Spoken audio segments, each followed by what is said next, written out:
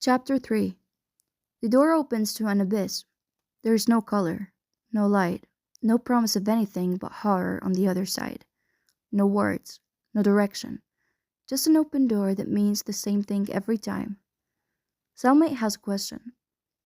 What the h-? He looks from me to the illusion of escape. They're letting us out?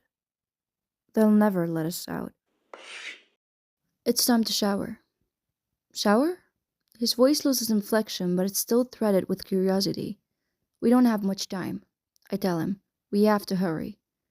Wait, what? He reaches for my arm, but I pull away. But there's no light. We can't even see where we're going. Quickly, I focus my eyes on the floor. Take the hem of my shirt. What are you talking about? An alarm sounds in the distance. A buzzing hums closer by the second. Soon the entire cell is vibrating with the warning and the door is slipping back into place. I grab his shirt and pull him into the blackness beside me. Don't say anything. But nothing, I hiss. I tug on his shirt and command him to follow me as I feel my way through the maze of the mental institution. It's a home. A center for troubled youth, for neglected children from broken families. A safe house for the psychologically disturbed. It's a prison. They feed us nothing, and our eyes never see each other except in the rare bursts of light that steals their way through the crack of a glass they pretend are windows. Nights are punctured by screams and heaving sobs, wails and tortured cries, the sounds of flesh and bone breaking by force, or choice I'll never know. I spent the first 3 months in the company of my own stench.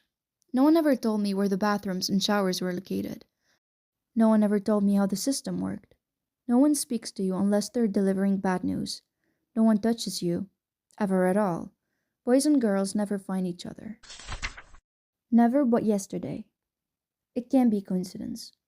My eyes begin to readjust in the artificial clock of night. My fingers feel their way through the rough corridors, and cellmate doesn't say a word. I'm almost proud of him. He is nearly a foot taller than me, his body hard and solid with the muscles and strength of someone close to my age. The world has not yet broken him. Such freedom and ignorance. What? I tug on his shirt a little harder to keep him from speaking.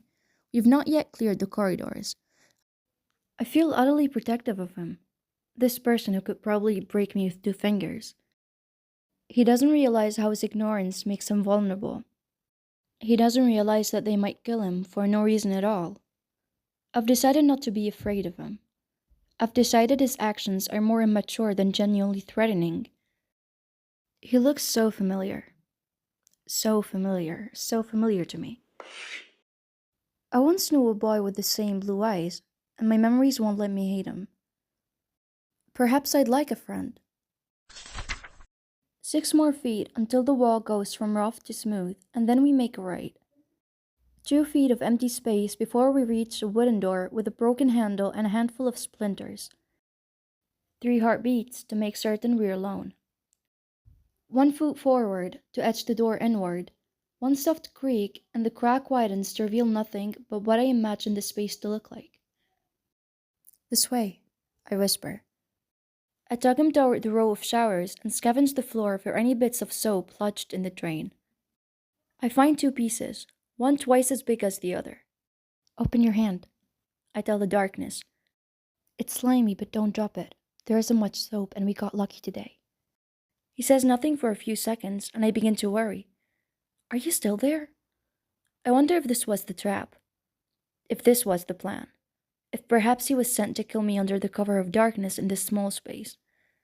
I never really knew what they were going to do with me in this asylum. I never knew if they thought locking me up would be good enough, but I always thought they might kill me. It always seemed like a viable option. I can't say I wouldn't deserve it. But I'm in here for something I never meant to do, and no one seems to care that it was an accident. My parents never try to help me. I hear no showers running, and my heart stops in place. This particular room is rarely full. There are usually others, if only 1 or 2. I've come to realize that the asylum's residents are either legitimately insane and can't find their way to the showers, or they simply don't care. I swallow hard. What's your name? His voice splits the air and my stream of consciousness in one movement. I can feel him breathing much closer than he was before. My heart is racing and I don't know why, but I can't control it. Why won't you tell me your name? Is your hand open? I ask. My mouth dry. My voice hoarse. He inches forward and I'm almost scared to breathe. His fingers graze the stretchy fabric of the only outfit I'll ever own, and I manage to exhale. As long as he's not touching my skin. As long as he's not touching my skin. As long as he's not touching my skin. This seems to be the secret. My thin t-shirt has been washed in the harsh water of this building so many times, it feels like a burlap sack against my skin. I drop the bigger piece of soap into his hands and tiptoe backwards. I'm gonna turn the shower on for you, I explain, anxious not to raise my voice lest others should hear me. What do I do with my clothes? His body is still too close to mine. I blink 1,000 times in the blackness. You have to take them off? He laughs something that sounds like an amused breath. No, I know. I meant what do I do with them while I shower? Try not to get them wet. He takes a deep breath. How much time do we have? 2 minutes. Jesus, why didn't you say something? I turn on his shower at the same time I turn on my own, and his complaints drone under the broken bullets of the barely functioning spigots. My movements are mechanical. I've done this so many times I've already memorized the most efficient methods of scrubbing, rinsing, and rationing soap for my body as well as my hair. There are no towels, so the trick is trying not to soak any part of your body with too much water. If you do, you'll never dry properly and you'll spend the next week nearly dying of pneumonia. I would know. In exactly 90 seconds, I've wrung my hair and I'm slipping back into my tattered outfit. My tennis shoes are the only thing I own that are still in fairly good condition. We do not do much walking around here. Cellmate follows suit almost immediately. I'm pleased that he learns quickly. Take the hem of my shirt, I instruct him. We have to hurry. His fingers skim the small of my back for a slow moment, and I have to bite my lip to stifle the intensity.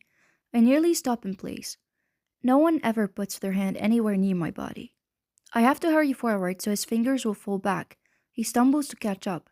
When we're finally trapped in the familiar four walls of claustrophobia, Cellmate won't stop staring at me. I curl into myself in the corner. He still has my bed, my blanket, my pillow. I forgive him, his ignorance, but perhaps it's too soon to be friends. Perhaps I was too hasty in helping him. Perhaps he really is only here to make me miserable. But if I don't stay warm, I will get sick. My hair is too wet, and the blanket I usually wrap it in is still on his side of the room.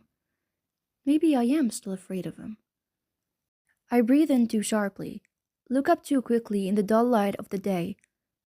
Cellmate has strapped 2 blankets over my shoulders. One mine, one his. I'm sorry I'm such an asshole. He whispers to the wall. He doesn't touch me, and I'm disappointed. Happy, he doesn't. I wish he would. He shouldn't. No one should ever touch me. I'm Adam, he says slowly. He backs away from me until he's cleared the room. He uses one hand to push my bed frame back to my side of the space. Adam. Such a nice name. Cellmate has a nice name. It's a name I've always liked, but I can't remember why. I waste no time climbing into the barely concealed springs of my mattress, and I'm so exhausted I can hardly feel the metal coils threatening to puncture my skin. I haven't slept in more than 24 hours. Adam is a nice name. It's the only thing I can think of before exhaustion cripples my body.